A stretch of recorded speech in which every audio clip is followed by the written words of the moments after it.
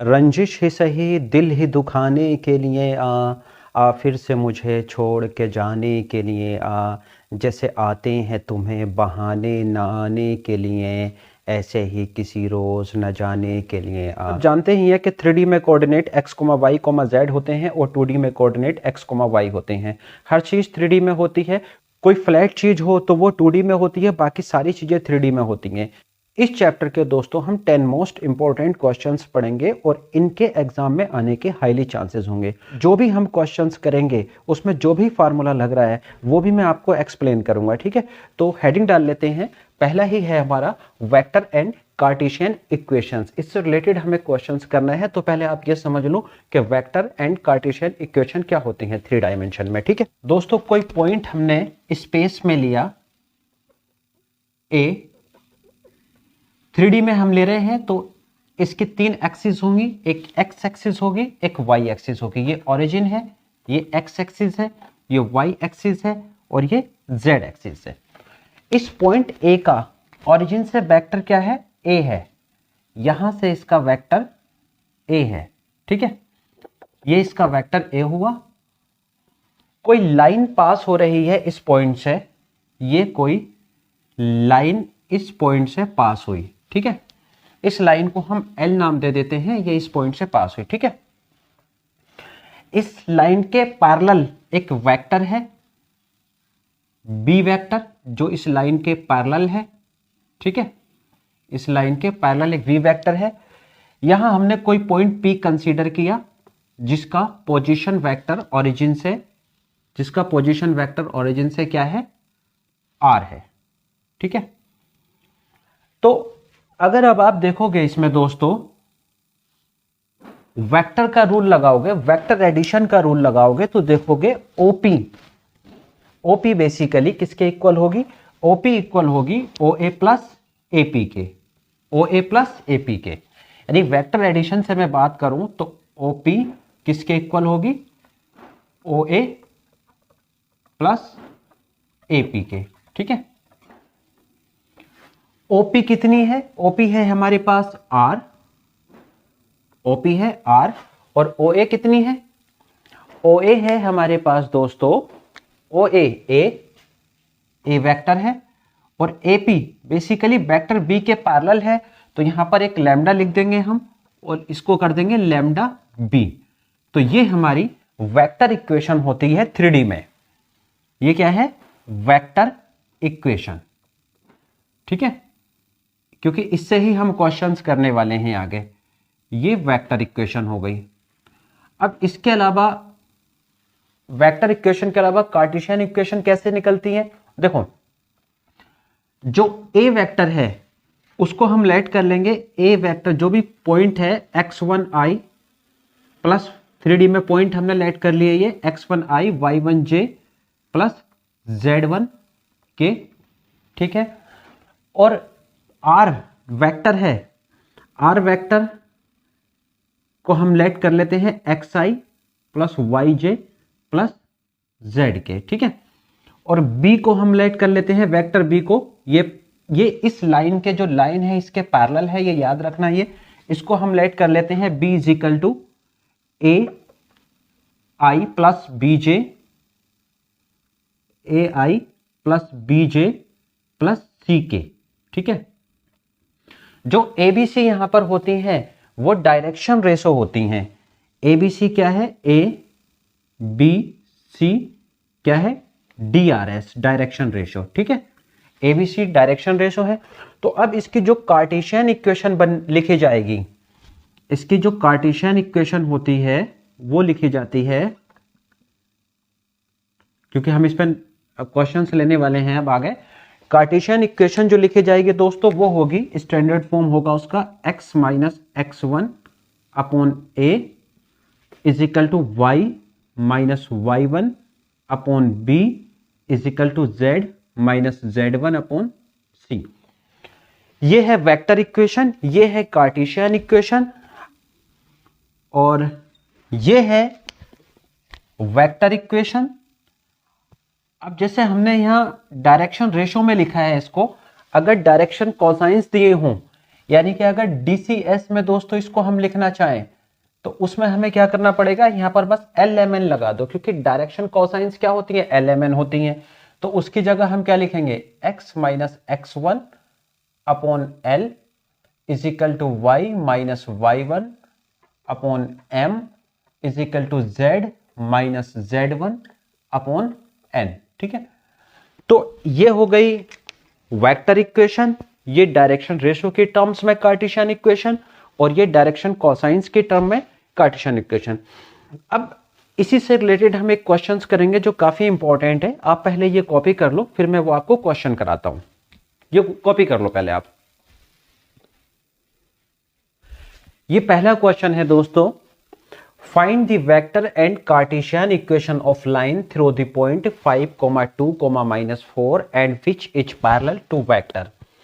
यानी हमें लाइन की वेक्टर और कार्टेशियन दोनों इक्वेशंस निकालनी है। तो कैसे निकालेंगे, देखो ये ओरिजिन है, 3 डायमेंशनल में है हम, ये x एक्सिस हो गई, ये y एक्सिस हो गई, और ये z एक्सिस हो गई। आराम आराम से समझते हैं, कोई जल्दबाजी नहीं है। ठीक है, अब इसने कहा है find the vector and Cartesian equation of line through the point 5, 2, -4।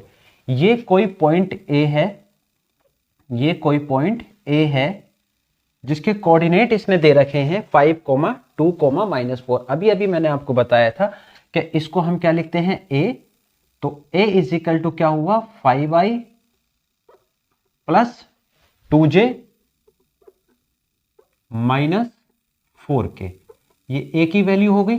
ठीक है, अब कहा है and which is parallel to the vector, ये इस वेक्टर के पैरेलल है। सबसे पहले ये लाइन हमने ड्रॉ कर ली, ये लाइन आ गई, ये इसका पोजीशन वेक्टर हुआ। ठीक है, P पॉइंट ले लेते हैं इसको, ये A ले लेते हैं। अब जो वेक्टर दे रखा है इसने वो इस लाइन के पैरेलल है, ये पैरेलल हो गया इसके। ठीक है, ये पैरेलल हो गया इसके, ये वेक्टर इसके पैरेलल है। क्या है, 3i plus 2j minus 8k। 3i यानी vector B is equal to कितना दे रखा है, सॉल्यूशन वेक्टर V है हमारे पास 3i plus 2j minus 8k, ये वेक्टर B दे रखा है। और साथ में पॉइंट क्या दे रखे हैं, A इज इक्वल टू दे रखा है 5i, A is equal to 5i plus 2j minus 4k। ठीक है, ये वेक्टर B है। अब इसमें एक चीज और देखो, जो वेक्टर इक्वेशन होती है वो कैसे लिखी जाती है, वेक्टर इक्वेशन वो लिखी जाएगी R vector is equal to A plus lambda B। Vector लगाएंगे हम सब पर, ठीक है, इस पे लैम्डा को छोड़कर। R vector is equal to कितना होगा, A की वैल्यू गिवन है 5i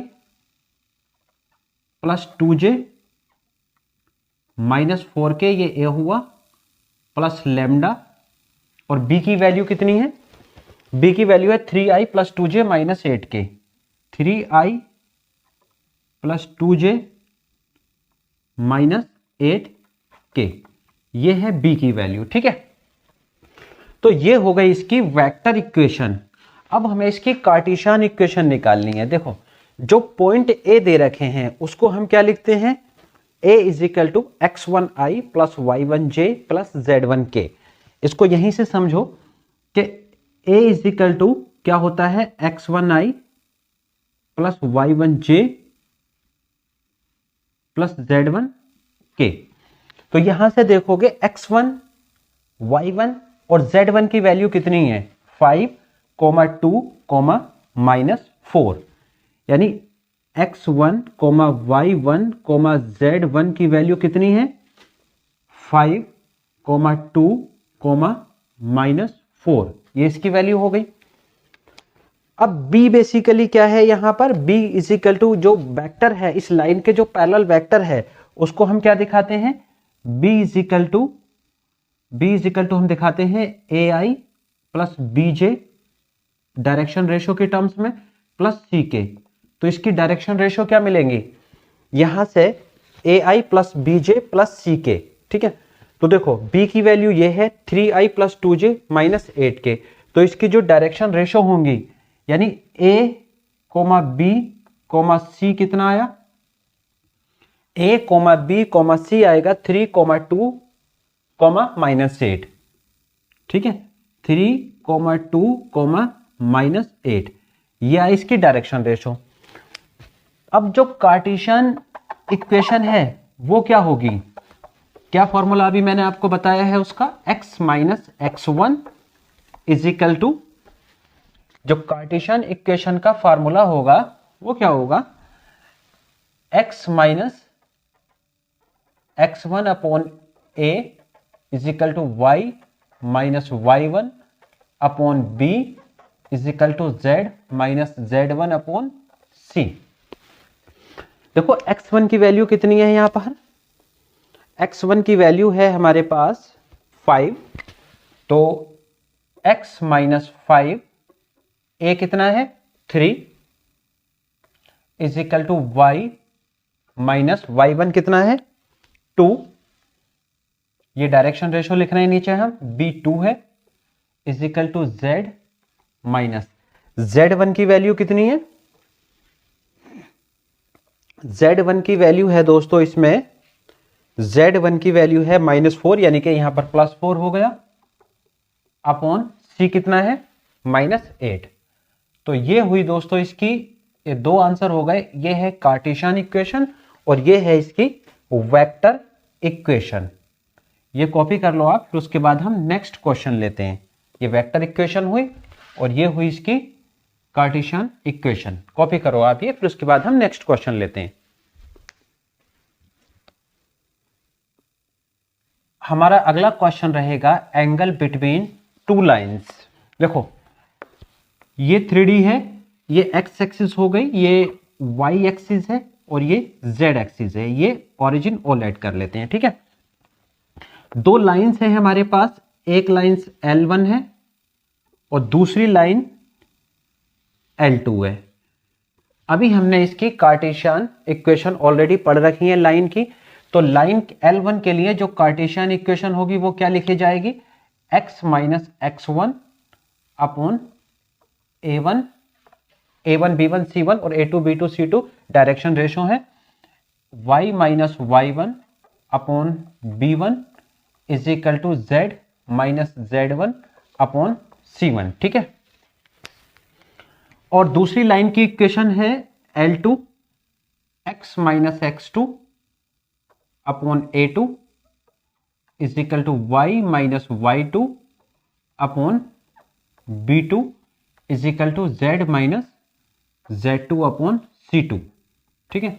इन दोनों के बीच एक्यूट एंगल बनता है जिसको हम थीटा कहते हैं, और इस एंगल की जो वैल्यू हम निकालेंगे वो ये होती है cos theta is equal to, Cartesian form में मैं बता रहा हूं आपको, a1 a2 plus b1 b2 plus c1 c2 upon square root a1 square plus b1 square plus c1 square और square root a2 square plus b2 square और c2 square, और ये सब मोड में आएगा, ठीक है। तो ये कार्टेशियन फॉर्म में एंगल निकालने के लिए फॉर्मूला होता है a1 a2 plus b1 b2 plus c1 c2 upon square root a1 square plus b1 square plus c1 square into में a2 square plus b2 square plus c2, ये भी c2 square, ये भी स्क्वायर रूट में है। अब इसमें एक कंडीशन ये आती है दोस्तों, अगर लाइंस आपस में पैरेलल है या परपेंडिकुलर है, इससे रिलेटेड न्यूमेरिकल भी पूछा जाता है। अगर केस 1 में अगर हम ये समझे, केस 1 में हम ये देखें कि L1 और L2 are perpendicular to each other, यानी कि परपेंडिकुलर के केस में क्या होता है दोस्तों, परपेंडिकुलर के केस में थीटा कितना होगा, परपेंडिकुलर के केस में थीटा 90 होगा। जब थीटा 90 होगा तो यानी कि cos 90 क्या हुआ, 0 हुआ, और ये वाली टर्म 0 होगी, तो परपेंडिकुलर तभी पॉसिबल होगा जब a1 a2 plus b1 b2 plus c1 c2 is equal to 0 आ जाएगा, क्योंकि ये सब 0 हो जाएगा। तो a1 a2 plus b1 b2 plus C1 C2 is equal to कितना हुआ 0। ये हुआ परपेंडिकुलर के केस में, ठीक है। और दूसरे केस में, केस 2 में अगर पैरेलल हो, लाइंस आपस में क्या हो, केस 2 में लाइंस आपस में क्या हो, पैरेलल हो।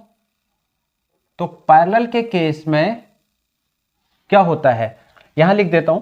पैरेलल के केस में होता है A1/A2 is equal to B1/B2 is equal to C1/C2। ये पैरेलल के केस में होता है, ठीक है। अब इसमें ये तो दोस्तों हमने इक्वेशंस निकाली हैं कार्टेशियन फॉर्म में, यानी कि ये थीटा का जो फॉर्मूला है, यानी एंगल बिटवीन टू लाइंस का, ये कार्टेशियन फॉर्म में है। अगर यही हमारे पास वेक्टर फॉर्म में आ जाए तब हम इसको कैसे लिखेंगे, पहले आप ये कॉपी कर लो, फिर मैं आपको इसके वेक्टर फॉर्म में भी बताता हूं। ये स्क्रीनशॉट ले लो आप इसका। करें आगे, ठीक है। देखो वेक्टर फॉर्म में क्या होगा, वेक्टर फॉर्म में इक्वेशंस क्या रहेंगी हमारी, अभी तो ये इक्वेशन थी कार्टेशियन फॉर्म में। जो वेक्टर फॉर्म में इक्वेशन रहेंगी वो होंगी वेक्टर फॉर्म। वेक्टर फॉर्म में रहेंगी R vector is equal to A plus A1 plus lambda B1, ठीक है।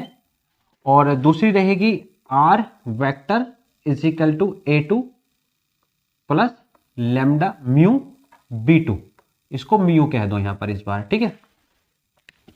अब इनके बीच जो एंगल का फॉर्मूला लगेगा, अगर इस फॉर्म में इक्वेशन दी गई है वेक्टर फॉर्म में, तो cos theta is equal to होता है B1 vector dot product B2 के साथ अपॉन B1 का मोड और B2 का मोड और इस सब का मोड, ठीक है। यानी वैल्यू हमारी पॉजिटिव में आनी है।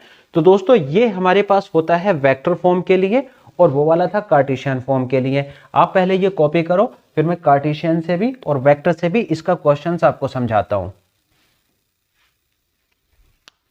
दो कार्टेशियन इक्वेशन दे रखी हैं और इसने कहा है कि find the angle between two lines.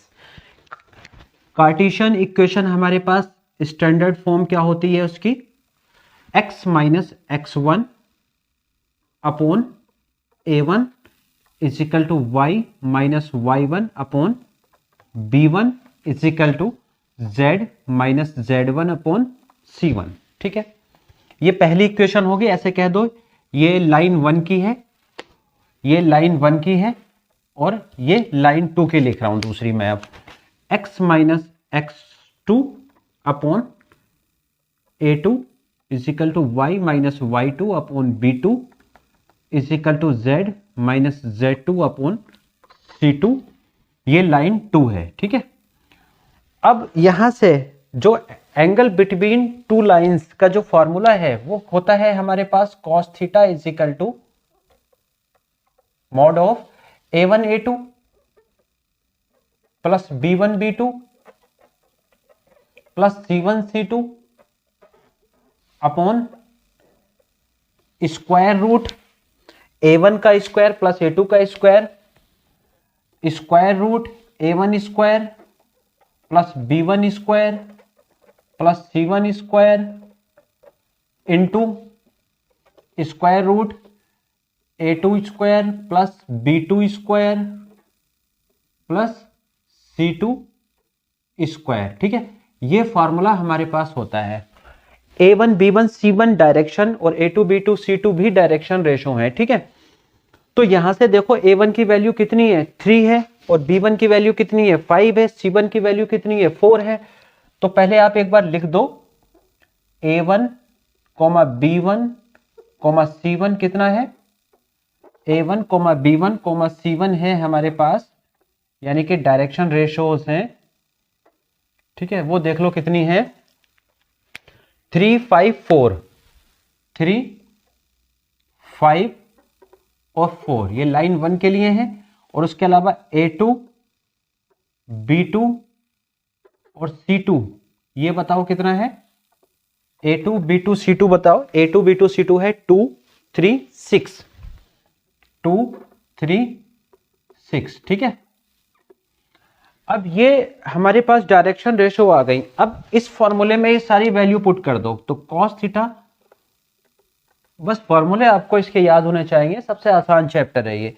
A1 की वैल्यू कितनी है 3, A2 कितना है 2, B1 कितना है 5 और B2 कितना है 3, C1 कितना है 4, ये 6 सब मोड में है ये, अपॉन स्क्वायर रूट A1 का स्क्वायर कितना होगा 9 और 5 का स्क्वायर 25 और 4 का स्क्वायर 16 इंटू A2 2 का स्क्वायर 3 स्क्वायर।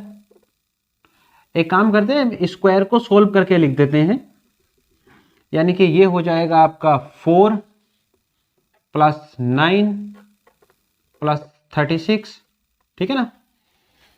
ऐड कर लो इनको, देखो कितना हुआ, ऊपर का आ जाएगा आपका 6 प्लस 15 प्लस 24 अपॉन ये हो गया आपका 50, ठीक है, इंटू ये हो गया आपका 49, ठीक है। ये ऐड होकर कितना हो गया, ये हो गया आपके 30, 45 हो गया ऊपर न्यूमरेटर में, और नीचे इसका 7 आ जाएगा और इसका 5√2 आ जाएगा, ठीक है। इससे कट कर देंगे तो आ गया 9/7√2, और थीटा की वैल्यू जब आप निकालोगे तो कितनी आएगी, कॉस इनवर्स 9/7√2। आप इसको कॉपी कर लो। अब हम वेक्टर के लिए लेंगे, अभी हमने कार्टेशियन इक्वेशन के लिए लिया, अब हम वेक्टर इक्वेशन के लिए लेंगे। आप पहले इसको कॉपी कर लो।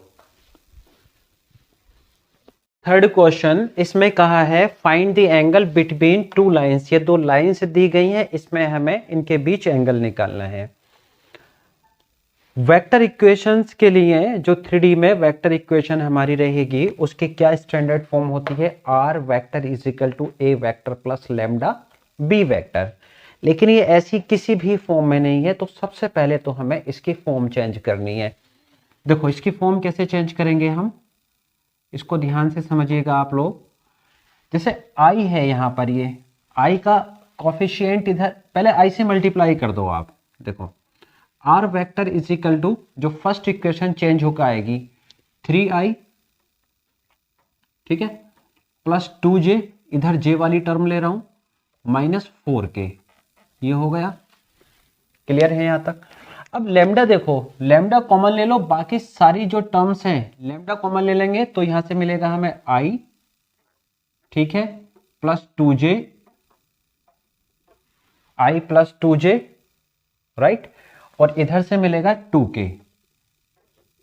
अब क्या ये इस फॉर्म की बन गई है equation, R vector is equal to A plus a1 plus lambda b1। Yes, इस फॉर्म की ये इक्वेशन बन गई है। अब यहां से a1 का मान ये हो जाएगा सारा, ये वाला, और b1 का मान ये हो जाएगा, ठीक है। पहले दूसरी इक्वेशन को भी कर लेते हैं हम। R vector is equal to क्या लिखे जा सकता है, ये i है यहां पे, R vector is equal to क्या लिखा जा सकता है 5i minus 2j,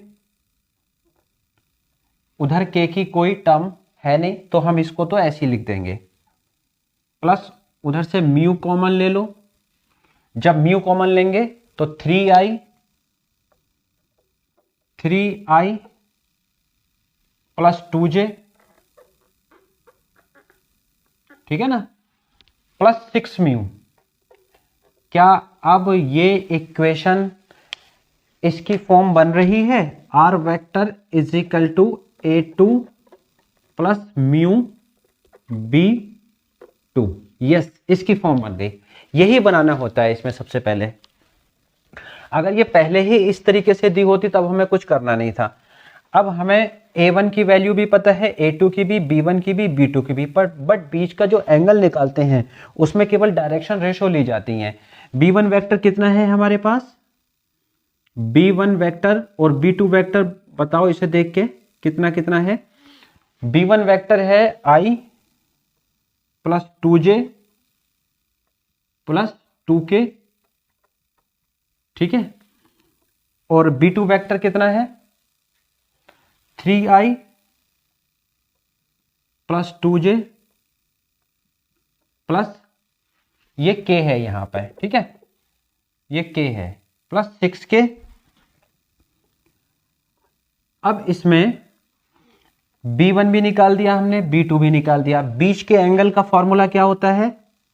cos theta, lines के बीच के cos theta is equal to b1 vector dot product b2 vector के upon mod of b1 mod of b2, और इस सब का क्या है दोस्तों?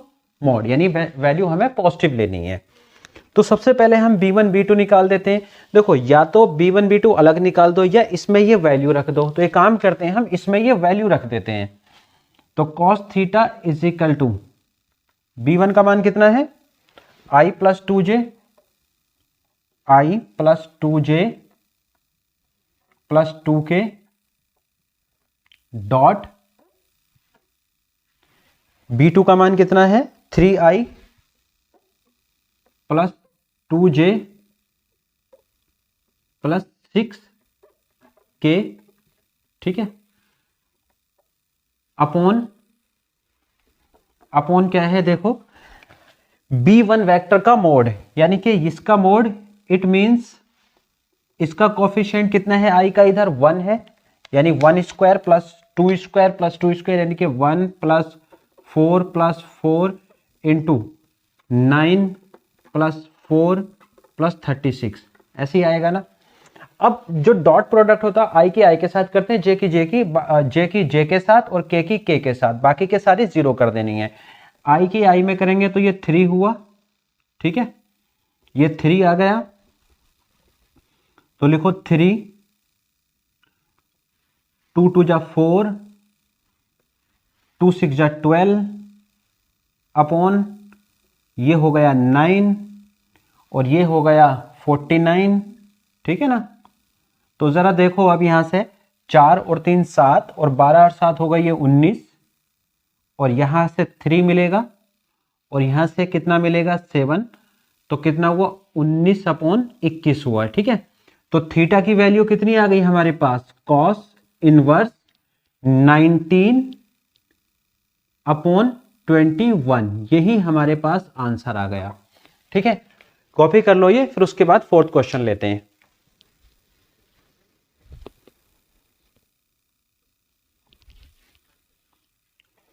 अजनबी शहर के अजनबी रास्ते मेरी तन्हाई पर मुस्कुराते रहे, मैं बहुत दूर तक यूं ही चलता रहा, तुम बहुत देर तक याद आते रहे।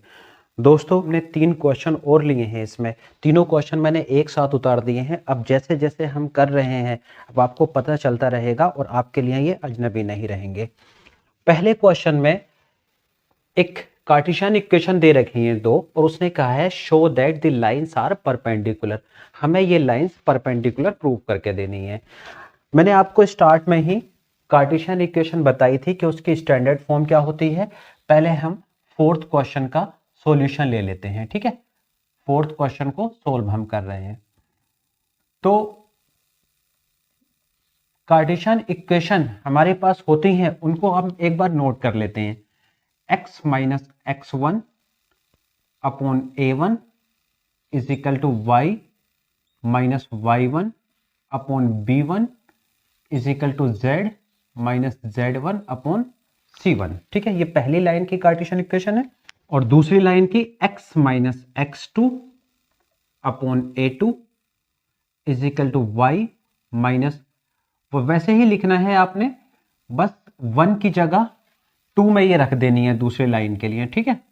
तो z minus z2 upon c2, ठीक है। ये लाइन 1 है और ये लाइन 2 की इक्वेशन है।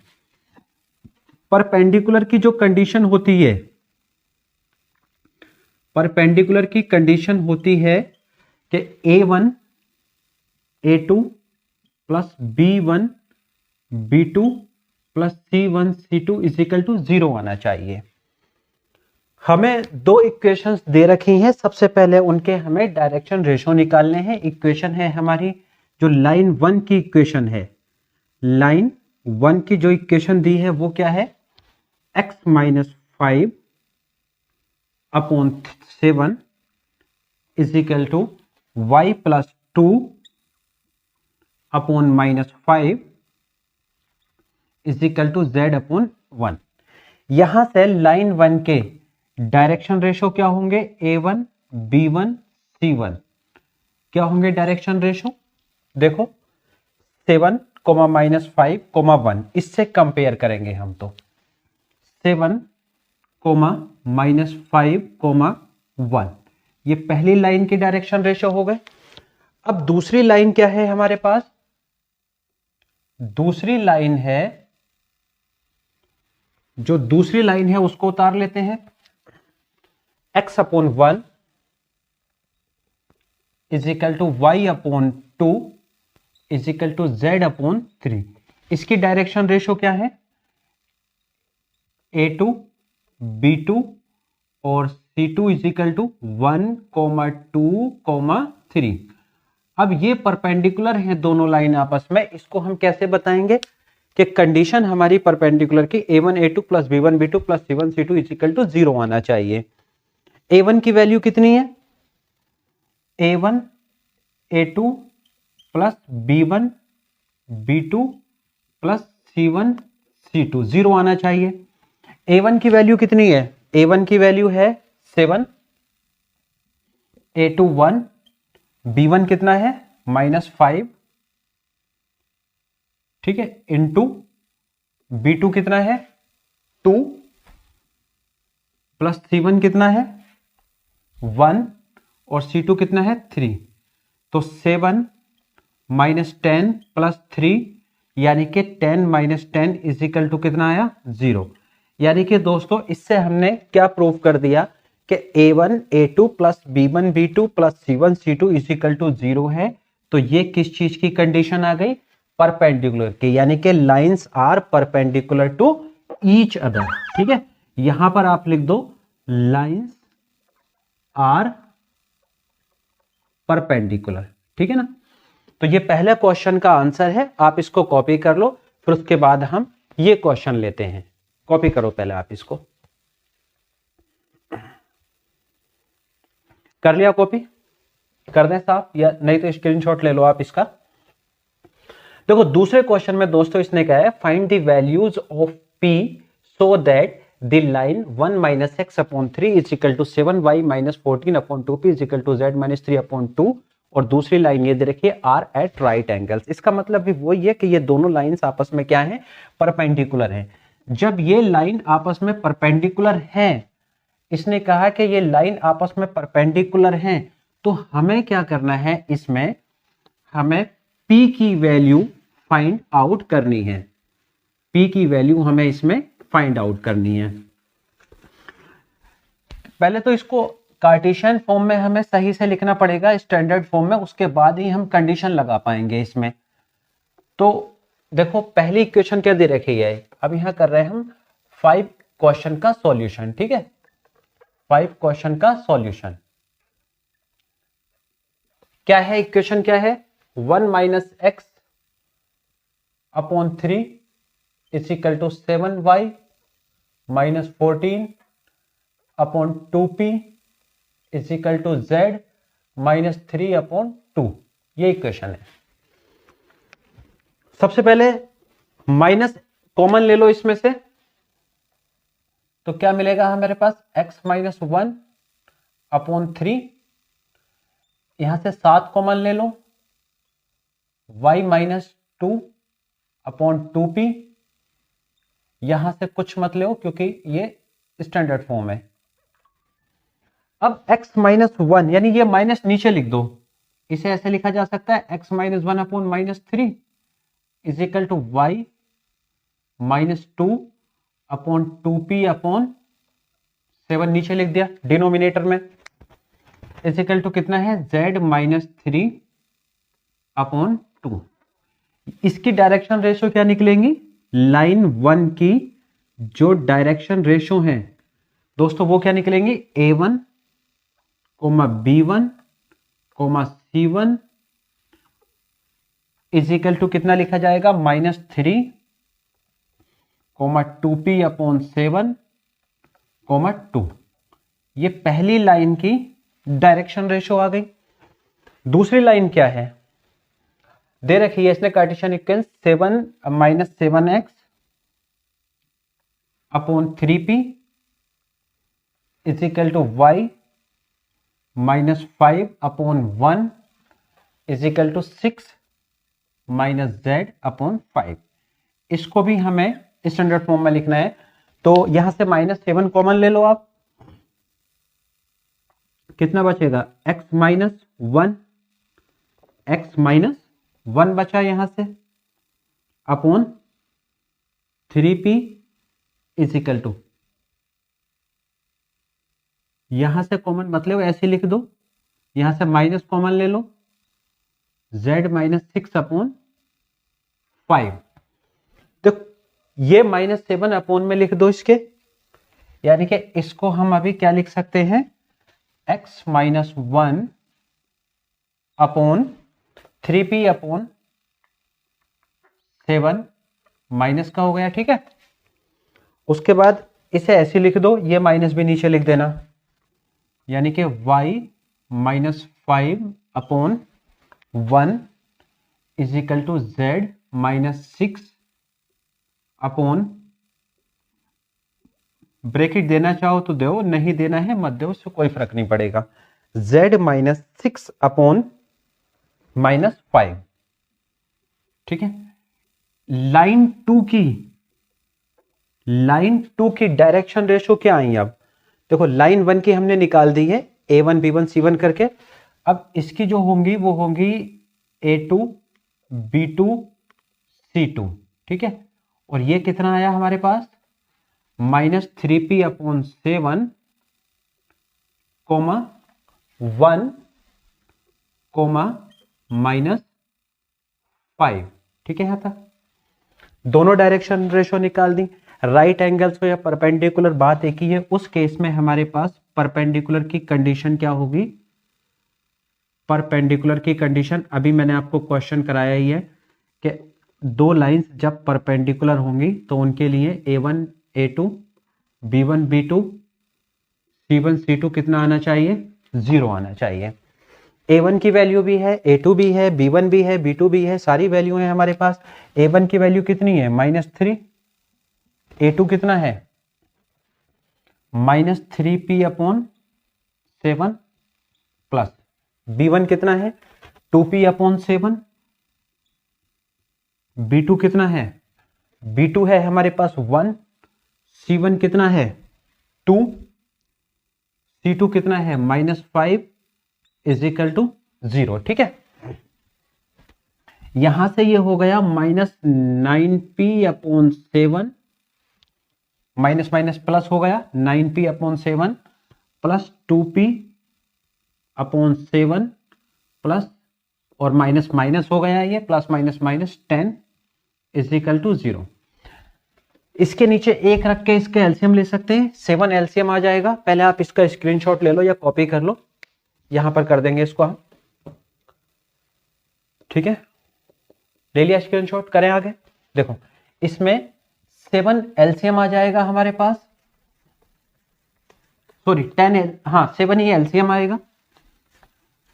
तो कितना बचेगा, जब 7 एलसीएम ले लेंगे हम तो 9p plus 2p minus 70 is equal to 0, यानी कि 11p minus 70 is equal to 0, यानी कि 11p इज इक्वल टू 70, यानी कि p is equal to 70 upon 11। ये p की वैल्यू हमारे पास आ गई। इसको आप कॉपी करो, फिर उसके बाद 6 क्वेश्चन लेते हैं। ये लास्ट ईयर सीबीएसई 2023 के एग्जाम में भी आ चुका है, पहले आप इसको कॉपी कर लो। अब दोस्तों ये जो क्वेश्चन दे रखा है, इसमें इस क्वेश्चन में इसने कहा है कि find the coordinates of the foot of perpendicular drawn from the point 5,7,3 to the line. इसने कोऑर्डिनेट्स पूछे हैं जो इस पॉइंट से लाइन पर परपेंडिकुलर हम ड्रॉ कर रहे हैं उसके। तो इसमें हम क्या करेंगे, सबसे पहले हम एक जनरल कोऑर्डिनेट निकालेंगे इस इक्वेशन के, जो इक्वेशन गिवन है। इक्वेशन क्या गिवन है, x minus 15 upon 3 is equal to y minus 29 upon 8 is equal to z minus 5 upon minus 5, ये इक्वेशन गिवन है। ठीक है, इसको आप लैम्डा लेट कर लो।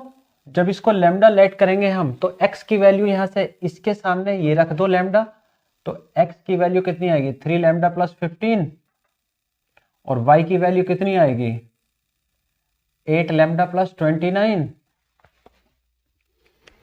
और z की वैल्यू कितनी आएगी -5 लैम्डा प्लस 5। तो ये जनरल कोऑर्डिनेट हम मान लेते हैं, इसको m मान लेते हैं। तो m इज इक्वल टू हमारे पास कोऑर्डिनेट कितने आ गए 3 lambda plus 15 8 lambda plus 29 -5 lambda plus 5। ठीक है, यहां तक ये हमारे पास जनरल कोऑर्डिनेट आ गए। डायरेक्शन रेशियो का क्या फॉर्मूला होता है दो पॉइंट्स के बीच? डायरेक्शन रेशियो का जो फॉर्मूला होता है डायरेक्शन रेशियो का, वो होता है direction ratio between two points. ठीक है, वो लिख देता हूं मैं x2 minus x1 y2 minus y1 z2 minus z1, ये फॉर्मूला होता है। ठीक है, अब इसे कर लेंगे हम x2 y2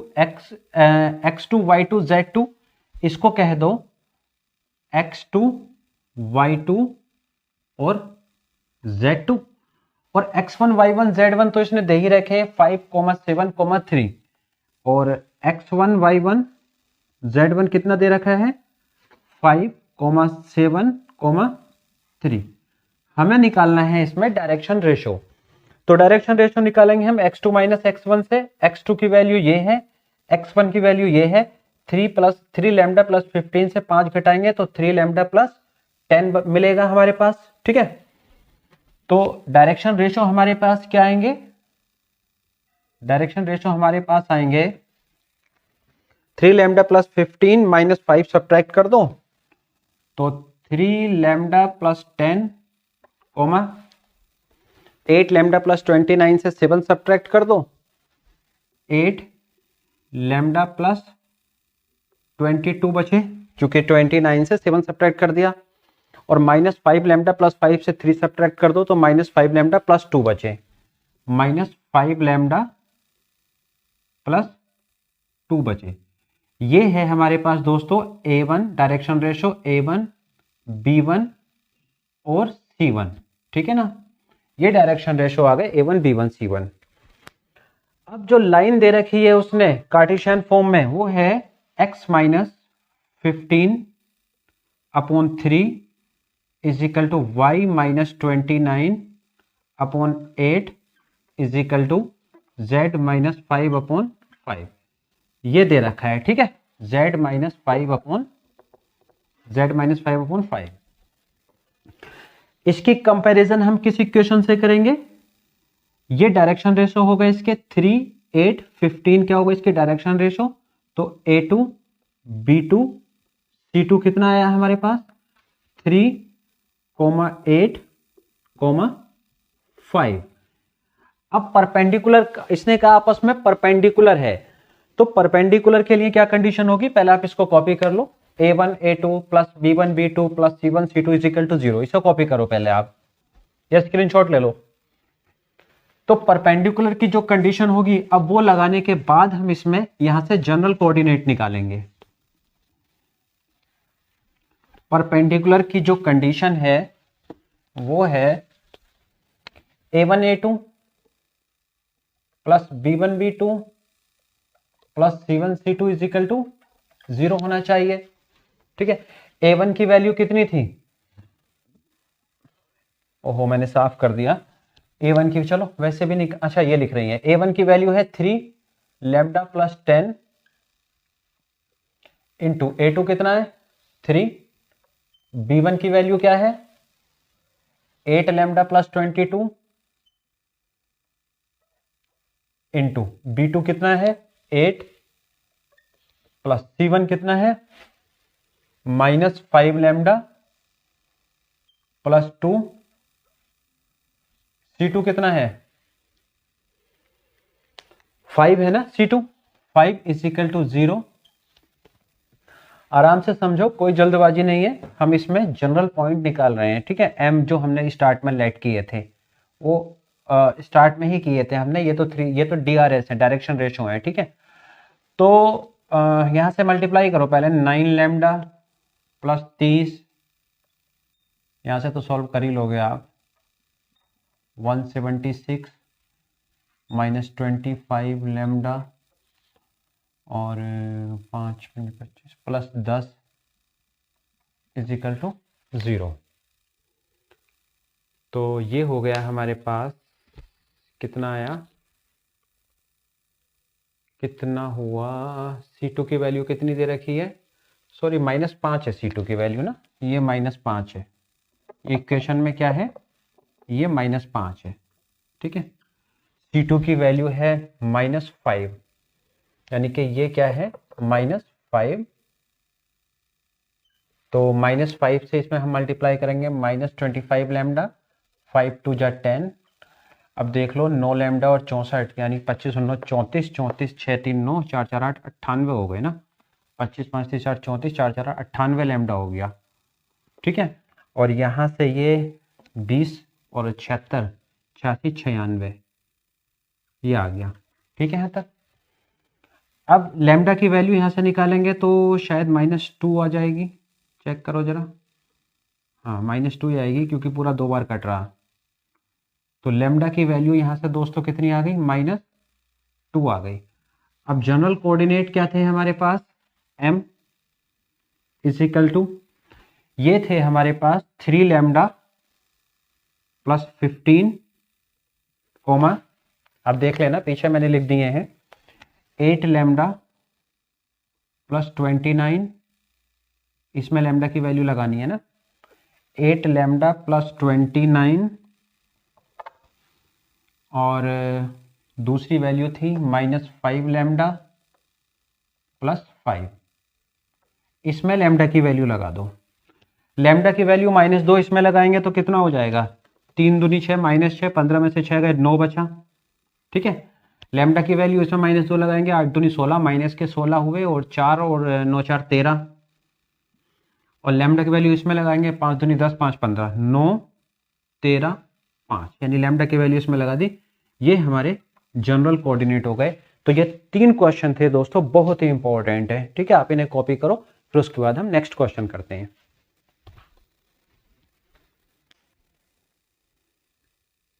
जिंदगी से यही गिला है मुझे, तू बहुत देर से मिला है मुझे, तू मोहब्बत से कोई चाल तो चल, हार जाने का हौसला है मुझे।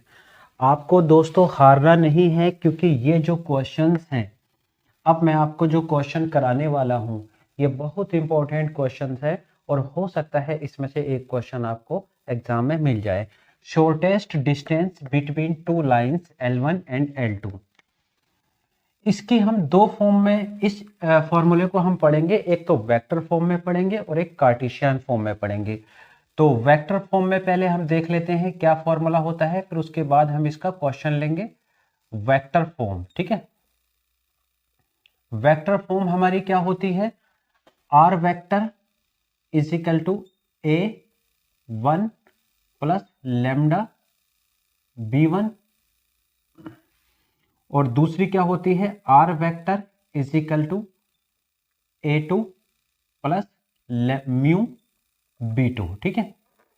इनके बीच की जो मिनिमम डिस्टेंस यानी शॉर्टेस्ट डिस्टेंस का जो फॉर्मूला होता है वो होता है दोस्तों D is equal to B1 cross B2, यानी कि B1 और B2 का क्रॉस प्रोडक्ट, इसके साथ डॉट प्रोडक्ट आएगा A2 माइनस A1, ठीक है, इसके साथ dot product upon B1 vector का मॉड और B2 वेक्टर का मॉड, और ये सारी वैल्यू पॉजिटिव में आएंगी, ये मोड में आएगा। ठीक है, सारी जो भी आंसर आएगा वो पॉजिटिव में आएगा। ठीक है, क्योंकि डिस्टेंस नेगेटिव हो ही नहीं सकती, वो पॉजिटिव ही होगी। ये फॉर्मूला है वेक्टर फॉर्म के लिए। जैसे लाइन हमारी इस तरीके से होंगी, एक लाइन ये है, एक लाइन ये है। ठीक है, इस तरीके से लाइन हमारी होंगी। तो जो मिनिमम एक लाइन L1 है और दूसरी लाइन ये L2 कर दो, तो इनके बीच जो शॉर्टेस्ट डिस्टेंस का फॉर्मूला है दोस्तों, वो ये फॉर्मूला है D = ठीक है। अगर लाइंस हमारी पैरेलल हैं, लाइंस हमारी क्या है, पैरेलल हैं, तब ये फॉर्मूला कैसे लिखा जाएगा? लाइंस जब पैरेलल होंगी तो R वेक्टर = होगा A1 plus lambda V vector, और R vector = A2 plus mu B vector. ठीक है, उस केस में इस फॉर्मूले में आप क्या करोगे, B1 क्रॉस B2 को हमें क्या रखना है, वो ये होगा D = B vector cross A2 minus A1 upon vector B का मोड, और ये सारी वैल्यू पॉजिटिव में लेनी है मोड लगा के। ठीक है, तो ये दो फॉर्मूले हैं दोस्तों, आपको पहचानना है कि अगर लाइंस पैरेलल है तो ये लगाना है, अगर लाइंस पैरेलल नहीं है तब हमें ये फॉर्मूला लगाना है। ठीक है, ये तो है वेक्टर फॉर्म का, आप इसे कॉपी करो। फिर मैं आपको कार्टेशियन फॉर्म का भी बताता हूं। देखो, जो कार्टेशियन फॉर्म में होता है उसकी इक्वेशन क्या होंगी, कार्टेशियन फॉर्म की जो इक्वेशंस रहेंगी वो होंगी हमारे पास, कार्टेशियन फॉर्म की x minus x1 upon A1 = y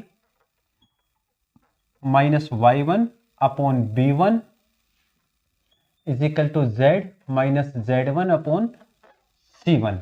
ये पहली लाइन की इक्वेशन है, और जो दूसरी लाइन की इक्वेशन है वो होगी x minus x2 upon A2। इसके बाद हम क्वेश्चन लेंगे, अभी मैं आपको फॉर्मूला बता रहा हूं, = z minus z2 upon C2। यहां पर कार्टेशियन फॉर्म में जो फॉर्मूला होगा वो होगा D = x2 minus x1 y2 minus y1 z2 minus z1। ठीक है, A1 B1 C1 A2 B2 C2, इसका डिटर्मिनेंट। ठीक है, ये ध्यान रखना, इसका डिटर्मिनेंट रहेगा, और अपोन में रहेगा, ये अपोन वाला आप लिखना समझ लो, अपोन में रहेगा, देखो अंडर रूट लगाओ, इसको लिखना सीखो। जब ये वाली टर्म सबसे पहली टर्म लिख रहे हैं तो B1 C2 minus B2 C1 का होल स्क्वायर, जिस तरीके से हम डिटर्मिनेंट करते हैं उसी तरीके से है बस, लेकिन यहां पर सब प्लस में है, ये हो गया प्लस। ठीक है, और C1 A2 minus C2 A1 का स्क्वायर प्लस, देखो ये वाली टर्म ले रहे हैं बीच की, अब ये लेंगे तो A1 B2 minus A2 B1 का होल स्क्वायर, याद करने का और इस सब का मॉड, यानी कि ये पॉजिटिव में आएगी। याद करने का सिस्टम देख लो इसको, जैसे हम डिटर्मिनेंट निकालते हैं यहाँ पर माइनस आता है, अब इसमें यहाँ नहीं माइनस नहीं करना, यहाँ प्लस करना, और बाकी जगह सब जगह स्क्वायर भी है, बस देखो ये थोड़ा चेंजेस है इसमें। ठीक है, तो ये दोस्तों फॉर्मूले थे दो, एक वेक्टर फॉर्म का, एक कार्टेशियन फॉर्म का। आप ये उतार लो, फिर मैं डायरेक्ट आपको सवाल स्टार्ट कराता हूँ। अब ये क्वेश्चन है दोस्तों, कार्टेशियन फॉर्म में इक्वेशन दे रखी है और कहा है find the shortest distance between two lines. ठीक है, सबसे पहले हमें इसका फॉर्मूला लिख लेते हैं, फिर उसके बाद हम इसकी कार्टेशियन फॉर्म की जो स्टैंडर्ड इक्वेशन होती हैं उसको हम लिखेंगे, बाद में कैलकुलेट करेंगे। इसका फॉर्मूला क्या होता है, डिस्टेंस का डी एक्स, देखो लिखना सीखो इसको, x2 माइनस x1, ठीक है, y2 minus y1, z2 minus z1, a1 B1 C1 A2 B2 C2, इसका तो होता है डिटर्मिनेंट, ठीक है, अपॉन, इसको लिखना सीखो रूट में, इसको लिखा जाएगा B1 C2, जैसे डिटर्मिनेंट सोल्व करते हैं उसी तरीके से, बस यहाँ स्क्वायर है और जो सेकंड वाला माइनस होता है उसकी जगह प्लस है। B1 C2 minus B2 C1 plus A1 C2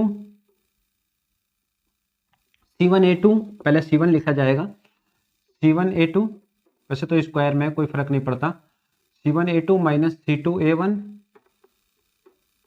का square plus A1 B2 minus A2 B1 का स्क्वायर। ये डिस्टेंस का पहाड़ जैसा फॉर्मूला है, ये आपको याद होना चाहिए, तभी आप ये क्वेश्चन कर पाओगे। और इस सब का क्या है, मोड में है, यानी कि ये वैल्यू जो है हमारी लास्ट में डिस्टेंस निगेटिव में हो ही नहीं सकती, इसमें हमें ये सारी वैल्यूज पुट करनी है, ठीक है। फॉर्मूला देख लिया आपने। यहां से हम क्या करेंगे, ये सारे x1 x2 a1 a2 जितनी भी वैल्यू सब निकालेंगे। तो पहली जो इक्वेशन दे रखी है इसने वो दी है x प्लस 1/7 और y प्लस 1/-6 और z प्लस 1/1। इसकी कंपेयर हम किससे करेंगे, x minus x1/a1 is equal to y minus y1/b1, ठीक है, is equal to z minus z1/c1 से, ठीक है। यहां से x1 का वैल्यू कितनी आएगी, -1, प्लस मत ले लेना क्योंकि यहां पर माइनस है ना, तो x1 इज इक्वल टू -1 और y1 इज इक्वल टू, वो भी -1 है, और z1 इज इक्वल टू, ये भी -1 है, और a1 डायरेक्शन रेशो क्या है 7, a2 कितना है -6, b2 कितना है, b2 है 1, ठीक है, सारी वैल्यू लगा दी। अब दूसरे की कंपैरिजन किससे करोगे, दूसरी इक्वेशन की x minus x2 upon a2 is equal to y minus y2 upon b2 is equal to z minus z2 upon c2 से। जरा कंपेयर करके बताओ, x2 कितना है 3 है, x2 3 है, y2 कितना है 5 है, और x2 y2 z2 7 है, a2 कितना है 1, b2 कितना है -2, c2 कितना है 1। सारी वैल्यू निकाल दी है हमने। अब ये इस मैट्रिक्स, ये जो फॉर्मूला है डिस्टेंस का, इसमें लगाओ आप, देखो x2 minus x1, x2 minus x1, x2 ये है और x1 ये है, तो ये हो जाएगा 4, क्योंकि माइनस से प्लस हो जाएगा, ये हो गया 4, और y2 माइनस y1 6, ठीक है, y2 माइनस 1 6 हो गया, और ये हो गया 8, 4 6 8, a1 b1 c1 7 minus 6, 7 minus 6 1, 1 minus 2 minus 1, 1 minus 2 1, determinant upon, अब बाकी ये वैल्यू लगाओ, बाकी ये वैल्यू लगाते हैं, देखो कितनी आएंगी, b1 c2, b1 c2, b1 कितना है b1, ये b1 है, a1 a2 नहीं, ये जो है a1 b1 है, a1 b1 है, और ये है c1, ठीक है। a1 कितना b1 c2 है ना यहाँ पे, तो b1 की वैल्यू कितनी -6, और c2 की वैल्यू है तो -6 ही रहेगा, b1 c2 -6, या आप चाहो तो ये यहां पे भी वैल्यू लिख रही है, यहां से भी उठा सकते हो, देखो b1 c2 minus b1 c2 minus B2C1 तो +2 हो गया,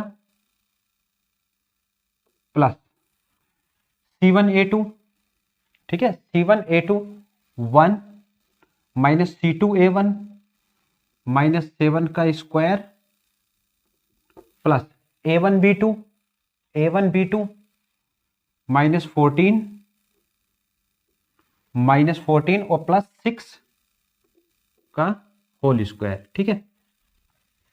ये सारी वैल्यू हमने लगा दी। अब करना क्या है, पहले डिटर्मिनेंट सोल्व कर लो, फिर उसके बाद ये हम स्क्वायर रूट सोल्व कर लेंगे, यहां पर रख देंगे। पहले आप ये कॉपी करो। कर लिया कॉपी?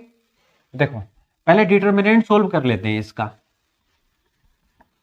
पहले डिटर्मिनेंट हम इसका सोल्व करते हैं, कितना आएगा। डिटर्मिनेंट है कितना, 4 6 8 7 -6 1 1 -2 1, ठीक है। तो 4 इसके साथ करेंगे मल्टीप्लाई, माइनस लगा के इसके साथ, -6 + 2 -6 और ये हो जाएगा 1 7 7 -1, ठीक है, +8 डिटर्मिनेंट के फॉर्मूले से कर रहा हूं मैं, और -14 + 6, ठीक है। तो 4 × -4 -6 × 6 +8 × -8, ये हो गया 16 -36 और 64। तो ये हो गया 6 4 10 6 16 का 6 हासिल 1 3 4 और 6 5 6 6 6 12 4 हासिल 1 2 3 2 5 6 5 11 116 माइनस में, ठीक है। डिटर्मिनेंट हो गया। ये भी देखना करके कितना आएगा, 2 में से 6 गए -4 और -4 का यानी कि 16 हुआ, प्लस 6 बचा, 6 का स्क्वायर 36 प्लस और 14 6 8 64, ठीक है। 6 और 6 12 4 16 का 6 हासिल लिया 1 1 2 3 2 3 5 6 5 11 116, ये भी 116 आएगा, ठीक है। तो ये कॉपी कर लो आप, या अब मैं इसको लिख देता हूं, एक साथ ही आप उतार लेना। तो D = कितना आया दोस्तों, मोड में इसकी वैल्यू कितनी आई है डिटर्मिनेंट की, -116 अपॉन ये भी है √116 = 116 से अंडर है नीचे, ऊपर अंडर नहीं है, तो D की वैल्यू कितनी आ गई, और मोड से ये माइनस हट जाएगा, तो सिर्फ √116 यूनिट्स, ठीक है। ये कॉपी कर लो आप। ये क्वेश्चन नंबर 7 था। इसके बाद हम इसी का ही वेक्टर फॉर्म में एक क्वेश्चन और लेते हैं। आप ये कॉपी करो पहले। दोस्तों ये अब वेक्टर फॉर्म में इक्वेशंस दे रखी हैं और साथ में इसने लैम्डा म्यू की जगह टी और एस दिया है। उससे कोई फर्क नहीं पड़ता है कि टी हो या एस हो, लेकिन इसमें एक प्रॉब्लम यह है कि जो स्टैंडर्ड फॉर्म होती है वेक्टर की, वो होती है r = a + लैम्डा b होती है, तो उस फॉर्म में नहीं है। तो सबसे पहले हमें इन इक्वेशंस को थोड़ा पहले सॉल्व करना होगा। टी की वैल्यू एक तरफ करनी है और जो विदाउट टी वैल्यूज है वो एक तरफ करनी है। तो जो पहली इक्वेशन है देखो वो क्या बन के आएगी, r = i मल्टीप्लाई करने के बाद i इधर हुआ -2j + 3k, ये तो आ गए एक साथ। अब बाकी में t कॉमन आ जाएगा और वो क्या बचेंगे हमारे पास, -i, समझते रहना सही से, -i और +j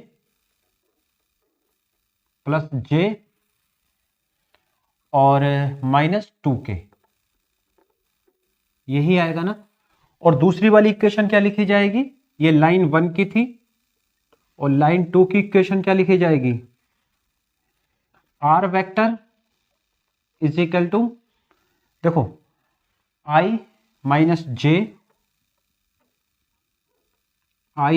j और -k, ये एक साथ लिख दी, प्लस s, समझो आप इसको, i s के साथ इधर कोफिशिएंट i हुआ और इधर हुआ 2j और i + 2j और -2k, ठीक है, -2k, ये दो इक्वेशंस हमारी स्टैंडर्ड फॉर्म में आ गई। पैरेलल तो है नहीं क्योंकि ये वैल्यू बराबर है नहीं। अगर ये वैल्यू दोस्तों बराबर हो जाती तब ये पैरेलल हो जाती, अभी ये वैल्यू बराबर नहीं है। इसकी कंपेयर किससे करेंगे? एक की करेंगे r plus a1 plus T b1 से करेंगे,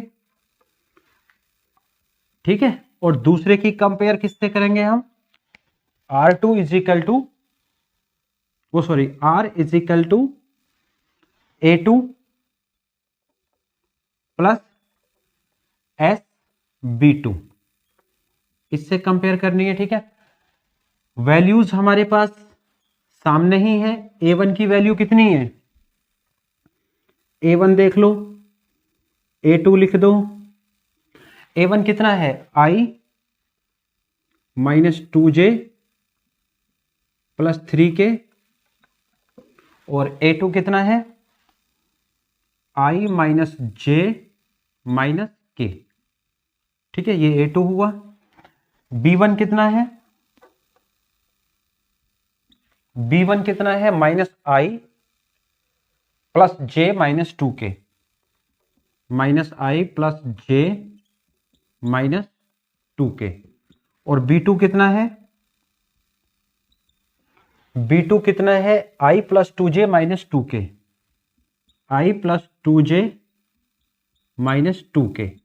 दोस्तों पिछली वीडियो में जो पैरेलल लाइंस थी उसमें मैंने एक में b डॉट होता है ना, a2 minus a1, b cross होता है, एक्चुअली में मैंने वहां उसमें b डॉट कर दिया है, तो वो आप उसको देख लेना। तो ये वैल्यू आ गई। अब बीच की डिस्टेंस का हमारे पास जो फॉर्मूला होता है वो क्या होता है? वो होता है b1 क्रॉस b2 और dot product a2 minus a1 का। तो पहले मैं क्या करता हूं? b1 क्रॉस b2 निकालता हूं। इसमें से b1 क्रॉस b2 निकाल लेते हैं, b1 क्रॉस b2 निकालते हैं डिटरमिनेंट मेथड से। माइनस i, पहले लिखो i j k, b1 इसका कोफिशिएंट कितना? माइनस 1 1, माइनस 1 1, माइनस 2, इसका देख लो 1 2 माइनस 2, ठीक है। तो डिटरमिनेंट मेथड लगा रहा हूं इसमें मैं, ये हो गया माइनस 2 और वो हुआ प्लस 4, यानी कि लिख देते हैं, चलो minus 2 plus 4 minus j bracket, minus minus हो गया ये प्लस का 2, प्लस का 2 हो गया, प्लस k, वो इधर इधर मल्टीप्लाई करके बीच में माइनस करके मल्टीप्लाई कर रहा हूं, k हो गया, इधर हो गया माइनस 2 और माइनस 1, ठीक है। तो ये हुआ 2i माइनस 4j और माइनस 3k, ठीक है। अब इसका मोड भी निकाल दो क्योंकि उसकी जरूरत भी पड़ेगी। b1 क्रॉस b2 का मोड कितना आएगा? अंडर रूट 2 का स्क्वायर 4 और 4 का स्क्वायर 16, 3 का स्क्वायर 9, ये हुआ अंडर रूट 29, ठीक है। 16 4 20 29। अब a2 माइनस a1 भी यही निकाल दो क्योंकि देखो फॉर्मूले में ये सारी चीजें लगनी है। a2 minus a1, a2 minus a1 है, a2 माइनस a1, i से i कट जाएगा, 0 हो गया, ये प्लस का j बचेगा, यहां से लिखते रहते हैं, प्लस का j बचा यहां से, और ये माइनस 4k, ठीक है। ये कॉपी करो आप, फिर उसके बाद में फॉर्मूला लिख रहा हूं। कर लिया कॉपी? ठीक है, कर दो साफ। देखो अब फॉर्मूला क्या है हमारे पास बीच की डिस्टेंस के लिए, या एक काम करो, पहले आप b1 vector cross b2 vector निकाला है, उसके साथ इसका डॉट प्रोडक्ट भी यहीं पर निकाल लो, फिर एक साथ हम सारी चीजें लगा देंगे, ठीक है। b1 vector cross b2 vector, इसका डॉट प्रोडक्ट होता है किसके साथ? a2 माइनस a1 के, a2 माइनस a1 के। इसकी वैल्यू कितनी है? 2i minus 4j minus 3k, dot product किसके साथ है? A2 माइनस A1 के, A2 की जगह कितना J minus 4K, J minus 4K, ठीक है। अब भैया डॉट प्रोडक्ट की मल्टीप्लाई कैसे होती है, इधर आई की टर्म है इधर नहीं है, तो ये वाली कहानी तो आई की छोड़ दो आप। अब J की इधर है तो इधर भी है, -4 × 1, ठीक है। प्लस लगाओ, बीच में तो प्लस लगना ही है। K का इधर -3 है और K का इधर -4 है, ठीक है। तो देखो कितना आया, -4 + 12, तो यानी कि कितना आया, 8 आया, ठीक है। ये इन दोनों का डॉट प्रोडक्ट आया है। अब फॉर्मूला लिख लेते हैं, क्योंकि अब हमारे पास सारी वैल्यू ऑलरेडी आ चुकी हैं। D = होता है मोड में B1 क्रॉस B2, ठीक है, डॉट A2 माइनस A1। आप एक दो बार इसको लिखोगे तो याद हो जाएगा, पहले वाले के मुकाबले तो ये थोड़ा आसान है, उतना बड़ा नहीं है। अपॉन B1 क्रॉस B2 का मोड, ये वैल्यू मैंने हटा दी है, देख लेना। चलो वो मैं यहां से भी निकाल सकता हूं, ये आई होगी 2 दूनी 4, 4 4 तक 16, 4 20, 29 आई होगी। चलो D = इसकी वैल्यू कितनी आई है, 8, देख लो। इस पूरे की वैल्यू पर कितनी है, 8, और ये कितनी है, चेक कर लेना, √29 मोड में। तो D = कितनी आई, 8/29 स्क्वायर रूट में, 29 पे स्क्वायर रूट है, ठीक है। तो दोस्तों ये क्वेश्चन हो गए हमारे 8, ये कॉपी कर लो आप, फिर उसके बाद हम नेक्स्ट क्वेश्चन लेते हैं। ये कॉपी कर लो आप, और ध्यान रखना इनमें से एक क्वेश्चन आपको मिल जाएगा, शॉर्टेस्ट डिस्टेंस हो या एंगल वाला हो। उतारो पहले आप इसको। 9 क्वेश्चन है दोस्तों, इसमें कहा है कि find the direction cosines of line which makes equal angle with the coordinate axis. जो डायरेक्शन कोसाइंस होती हैं हमारे पास वो क्या होती है, L, M, N = cos alpha, ठीक है, cos बीटा और cos गामा, ठीक है। यही होती है direction cosines. Direction ratio ABC होती है। इसने कहा है कि कोऑर्डिनेट एक्सिस से ये इक्वल एंगल बना रही है, तो अल्फा = बीटा = गामा, ये इक्वल एंगल है सारे।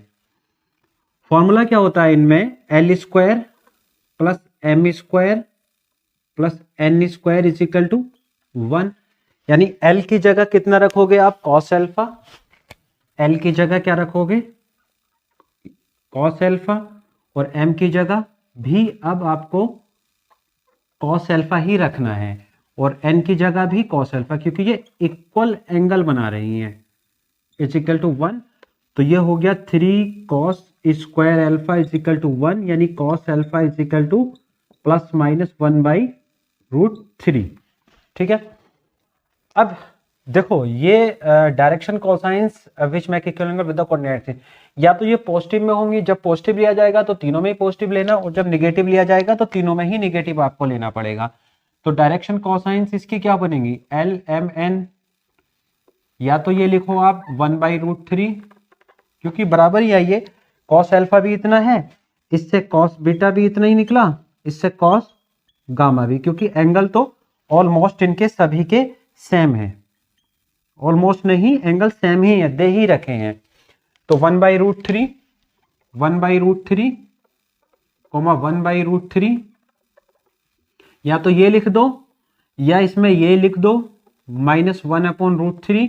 जब यहां माइनस लेना तो ध्यान रखना आगे भी सभी में माइनस लेना पड़ेगा, -√3 1/√3 -1/√3, या कुल मिला के आप इसको एक साथ ऐसा लिख दो, +-1/√3 +-1/√3 +-1/√3। ये बहुत इंपॉर्टेंट टर्म्स है, आप इसको समझ लेना। जब भी डायरेक्शन कोसाइंस किसी भी लाइन की कोऑर्डिनेट एक्सिस से इक्वल एंगल बनाएगी तो उसकी जो वैल्यू आएगी वो ये आती है 1/√3 1/√3 1/√3 में प्लस माइनस, ठीक है। ये कॉपी करो। उसके बाद लास्ट क्वेश्चन 10th क्वेश्चन देखते हैं। दोस्तों ये क्वेश्चन दिया है, इसने कहा है डायरेक्शन कोसाइंस पूछेंगे और एक ट्रायंगल के वर्टेक्स दे रखे हैं ABC और डायरेक्शन कोसाइंस हमें इसकी निकालनी है, ठीक है ना। तो लाइन ए बी के लिए सबसे पहले हम डायरेक्शन कोसाइंस निकालेंगे। डायरेक्शन कोसाइंस का हमारे पास क्या फॉर्मूला होता है, L M N is equal to A upon square root A square plus B square plus C square comma B upon A square plus B square plus C square और C upon under root A square plus B square plus C square. ये direction cosines का formula होता है हमारे पास। इसी क्या है, direction ratio है। ए बी सी क्या है, डायरेक्शन रेशोज हैं, ठीक है। ये क्या होती हैं, ए बी सी। और इसको हम कैसे निकालते हैं डायरेक्शन रेशोज को, x2 minus x1 comma y2 minus y1 comma z2 minus z1, ठीक है। अब यहां से देखो दोस्तों, ए बी लाइन पर हम ले रहे हैं तो x2 माइनस x1 कितना होगा, यानी x2 माइनस x1 कितना हुआ इसका direction ratio a B line के लिए, -4 कोमा -4,6, ठीक है। ये ए बी सी की वैल्यू आ गई। अब देखो यहां हमें ये निकाल लेते हैं, under root A square plus B square plus C square, ठीक है। तो कितना आएगा, 16 प्लस 16 प्लस 36 है, तो 16 16 32, 32 और 36 कितना हुआ, 6 और 6 12 और 6 18 का 8, हासिल लिया 1 और 3 4 5 6 68 हो गया, ठीक है।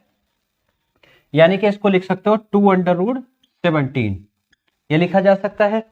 अब मुझे बताओ इसमें हमारे पास डायरेक्शन कोसाइंस का फॉर्मूला क्या है, ये है L M n, l comma m comma n is equal to क्या फॉर्मूला है, ए अपॉन ए की वैल्यू कितनी है, -4 अपॉन 2 अंडर रूट 17 हुआ, कोमा बी की वैल्यू कितनी है, -4 अपॉन 2 अंडर रूट 7,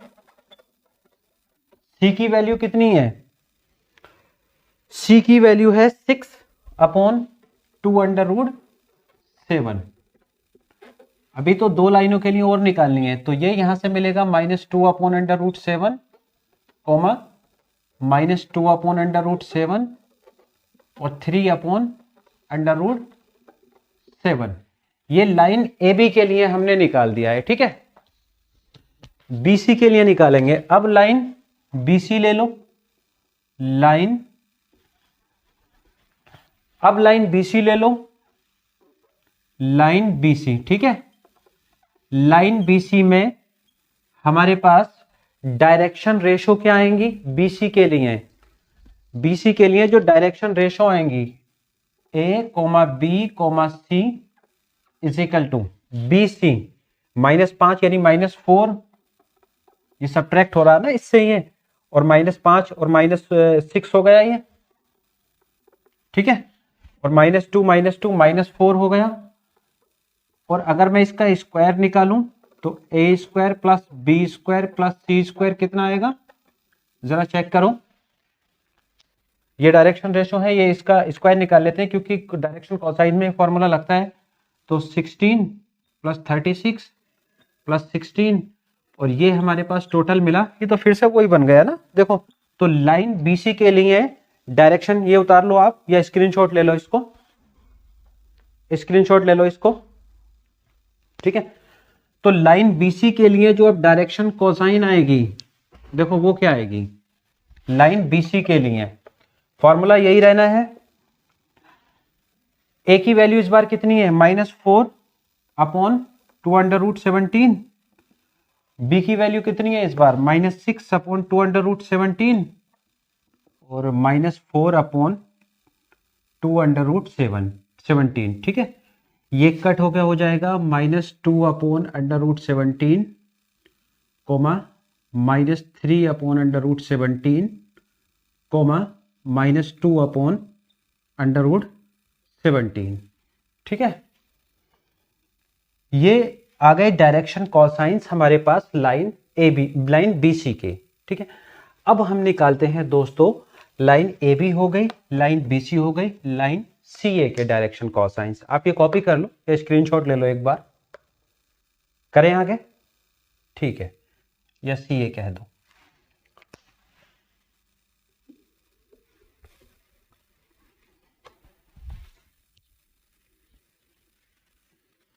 लाइन सी ए यानी ए बी बी सी सी ए के लिए हमारे पास 3 - 5 यानी कि डायरेक्शन रेशो कितनी आएगी, a b c is equal to ये हो जाएगा, सी ए निकाल रहे हैं ना, x2 - x1 यानी कि 8, 10, -2। ठीक है, ये आ गए हमारे पास। अब इसका अंडर रूट निकाल दो, फॉर्मूला यही है हमारे पास, लाइन से ए के लिए निकाल रहे हैं। तो ए की वैल्यू कितनी है 8, इसकी पूरी वैल्यू कितनी है 2√42, बी की वैल्यू कितनी है 10।